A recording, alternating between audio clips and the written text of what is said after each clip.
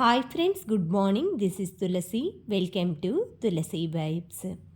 ఈరోజు పన్నీర్ దమ్ టిక్కా అనమాట. అంటే ఇది తండూరి టైప్లో ఉంటుందన్నమాట. దీన్ని తండూరి పన్నీర్ టిక్కా అంటారు. మామూలుగా పన్నీర్ ఓన్లీ పన్నీర్తో కూడా చేయొచ్చు దీన్ని. దాంతోపాటు క్యాప్సికమ్, టమాటో, ఆనియన్ ఇవన్నీ కూడా వన్ లేయర్ అలాగా యాడ్ చేసుకుంటూ కూడా చేయొచ్చు. ఈరోజు నేను క్యాప్సికము, టమాటా, ఆనియన్, పన్నీర్ తోటి చేస్తున్నాను.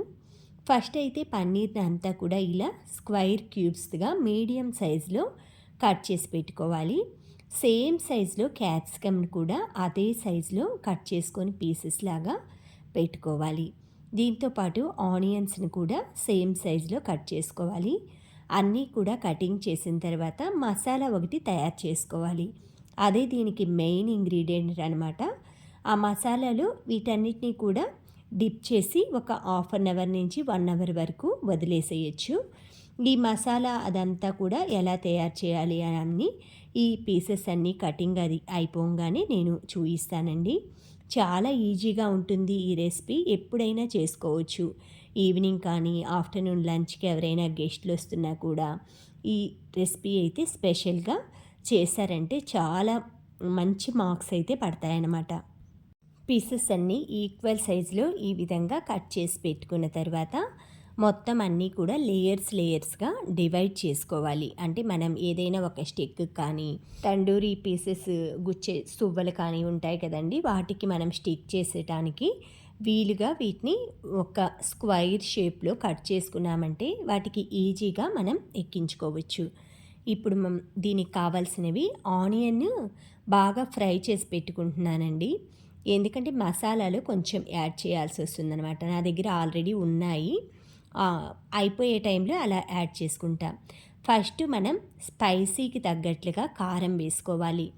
ఎందుకంటే పన్నీర్ కొంచెం స్వీట్గానే ఉంటుంది కాబట్టి 2 టేబుల్ స్పూన్ వేశాను. నేను యూజ్ చేసిన పన్నీర్ వచ్చేసి 150 గ్రామ్స్.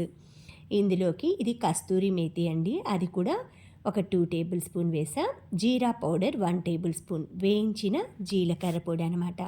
ఇది ఎప్పుడు కూడా మనం వేయించి పెట్టుకున్నామంటే అన్ని కర్రీస్లోకి చాలా బాగుంటుంది, టేస్ట్ని ఎన్హాన్స్ చేస్తుందన్నమాట. జీరా పౌడరు, ధనియా పౌడరు, అందులో జీరా పౌడరు రోస్ట్ చేసింది బాగుంటుంది. ఇది వచ్చేసి ధనియాల పౌడర్ అనమాట. ఇది కూడా నేను పట్టేసి ఫ్రిడ్జ్లో పెట్టుకుంటాను, లేదు నార్మల్గా అయినా ఉంచుకోవచ్చు మనం. తగినంత సాల్ట్, మన టేస్ట్కి రుచికి తగినట్లుగా వాటికి అన్ని ఉప్పు అంతా కూడా సరిపోయేంతగా వేసుకోవాలి. ఈ మిక్స్లోనే వేసుకోవాలి, మళ్ళీ మనం ఉప్పు అయితే యాడ్ చేయము. దీంతోపాటు ఇంట్లో హోమ్మేడ్గా తయారు చేసిన గరం మసాలా, ఈ గరం మసాలాని దీనికి మంచి ఫ్లేవర్స్ ఇస్తాయండి. ఇంకేం వేయక్కర్లేదు. దీంట్లో నెయ్యి అనమాట.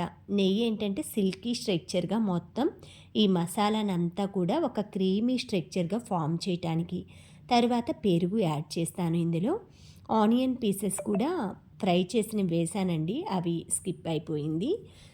తర్వాత పెరుగు మనం గట్టి పెరుగు వేసుకోవచ్చు, కొంచెం లూజ్గా ఉన్నా కూడా సరిపోతుందన్నమాట. లిక్విడ్ టైప్లో ఇదంతా కూడా పేస్ట్ అంతా తయారు చేయడానికి వీలుగా ఈ మసాలాలన్నీ కూడా చక్కగా ఈ పెరుగు వేసిన తర్వాత మీ దగ్గర విస్కర్ ఉంటే విస్కర్తో బీట్ చేసుకోవచ్చు, లేదంటే ఏదైనా ఒక స్పూన్ తీసుకొని మొత్తం ఈ పెరుగు అంతా కూడా ఈ మసాలాలన్నింటికి పట్టేలాగా చక్కగా కలుపుకోవాలి. తర్వాత కొత్తిమీర, పుదీనా ఈ పీసెస్ కట్ చేసుకొని ఈ మసాలా పేస్ట్లో యాడ్ చేసేసుకోవాలి. ఆ తర్వాత పన్నీర్ పీసెస్, మనం కట్ చేసుకున్న క్యాప్సికమ్, ఆనియన్, ఈ పీస్లన్నీ కూడా టమాటో మొత్తం ఈ మసాలా పేస్ట్లో వేసుకునే విధంగా అంత క్వాంటిటీ మనం కట్ చేసుకున్న ముక్కలకి ఈ మసాలా పట్టేంత క్వాంటిటీ మసాలా మనం తయారు చేసుకోవాలి. మరి ఈ మసాలా అయితే లూజ్గా ఉండకూడదండి. మనకి బోండాలు, బజ్జీలు వేసే మిక్చర్ లాగా ముక్కలకి పట్టుకునేలాగా తయారు చేసుకోవాలి. ఇందులో మొత్తం అన్ని పీసెస్ కూడా వేసుకొని మనం స్పూన్తో కలుపుకొని తర్వాత చేతితోటి అన్ని పీసెస్ అన్నిటికి కూడా ముక్కలకి మసాలా పట్టేట్లుగా చేసుకోవచ్చు. వీలైనంత వరకు అయితే హ్యాండ్ యూజ్ చేయకుండా చేయటానికి ట్రై చేస్తాను.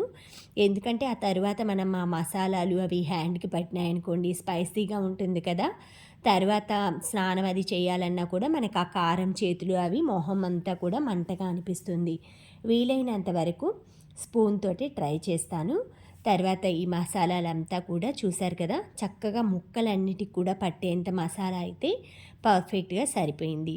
తర్వాత నా దగ్గర మామూలుగా స్టిక్ ఉంటుంది కదా, మనం ఎదురు పుల్లలు అంటారు కదా, అలాంటివి పుల్లతోటి ఎక్కిస్తున్నానమాట. అవి సన్న పీస్ ముక్కలు కట్ చేసేసుకొని సైడ్స్ అంతా కూడా కటింగ్ చేసేసుకొని, ఇది రేపు చేస్తామనగా ఈరోజు అన్నీ నేను రెడీ చేసి పెట్టుకుంటానండి. ఈ స్టిక్స్ కానీ అలాంటివి. ఈ పన్నీర్ పీసెస్ మాత్రం మొత్తం ఈ కటింగ్ అంతా కూడా 1 అవర్ ముందే మనం రెడీ చేసుకొని మసాలాకి పట్టించుకోవాలి. మీరు ఫ్రిడ్జ్లో అయినా పెట్టుకోవచ్చు, నార్మల్గా బయటైనా వదిలేయచ్చు. 1 అవర్ దాకా మీరు ఈ ముక్కలన్నీ నానబెట్టారంటే దీనికి ఉప్పు, కారం, మసాలాలంతా కూడా ముక్కలకి పీల్చుకొని ముక్కలు చప్పగా లేకుండా ఉండటానికే 1 అవర్ మ్యారినేట్ చేయమని ఇలా చెప్తారనమాట. తర్వాత ఒక పన్నీర్ ముక్క, టమాటో, ఆనియన్, క్యాప్సికమ్, ఆ తర్వాత మళ్ళీ పన్నీర్, ఆ విధంగా మొత్తం అన్నీ కూడా 1 బై 1 స్టిక్కి మనకి ఎన్ని పీసెస్ మనం ఎన్ని తయారు చేసుకున్నామో దాన్ని బట్టి ఆ స్టిక్స్ కూడా మనం రెడీ చేసేసుకొని 1 బై 1 ఇలాగా అన్నీ ఎక్కించేసుకోవాలి. ఈజీగా ఉంటుందండి. ఆ మసాలా కలుపుకోవటం, ఈ ముక్కలు కట్ చేసుకోవటం, కొంచెం ఇది ఎక్కించుకోవటం అంతా కూడా 1/2 అవర్లో మనకి రెసిపీ అంతా కూడా తయారైపోతుందనమాట. పన్నీర్ ఎక్కువసేపు కూడా కాల్చకూడదు. ఆనియన్, టమాటో, క్యాప్సికమ్ ఇవన్నీ కూడా రాగానే తింటాము. అంటే పచ్చివే తినడానికి ప్రిఫర్ చేస్తారు చాలామంది. అలాంటప్పుడు మనం లైట్గా రోస్ట్ అయినవి తింటే చాలా టేస్టీగా ఉంటాయండి. దీనికి స్మోకీ ఫ్లేవర్ కూడా వస్తుందన్నమాట ఎక్కువగా. చాలామంది ఏంటంటే మనం నిప్పులు, బొగ్గు వేస్తారు కదా, ఆ పొయ్యి మీద తండూరి స్టిక్స్ అవి పెట్టేసేసుకొని కాలుస్తారు. మనకి హోటల్ స్టైల్లో అయితే ఆ విధంగా పెద్ద పెద్దవి అరేంజ్ చేసుకుంటారు కాబట్టి సరిపోతుంది. బట్ మనం ఇప్పుడు ఏంటంటే ఎక్కువగా దీంతోటి చేస్తున్నాం కాబట్టి, తవా పైన చేస్తున్నాం కాబట్టి వీటికన్నీ కూడా ఇలా స్టిక్స్లో పెట్టుకున్నా కూడా ఏమీ ప్రాబ్లం ఉండదు. ఇవన్నీ 3 స్టిక్స్ అయినాయండి నాకు. అన్నీ రెడీ చేసుకున్న తర్వాత ఇలా ఒక తవా పైన, అంటే మనం దోశలు పోస్తాం కదా, ఆ పాన్ లాంటిది ఉంటే దానిపైన ఆయిల్ కానీ, గీ కానీ, నెయ్యి కానీ వేసుకోవచ్చు. నేను 2 కూడా ఈక్వల్ క్వాంటిటీ వేశాను. ఆయిల్, నెయ్యి కూడా తక్కువ పడుతుందండి దీనికి. అంతా అయిపోయాక ఈ స్ట్రక్చర్లో చూసారు కదా తయారవుతుంది. Thank you friends. Thank you for watching. Thank you for valuable time.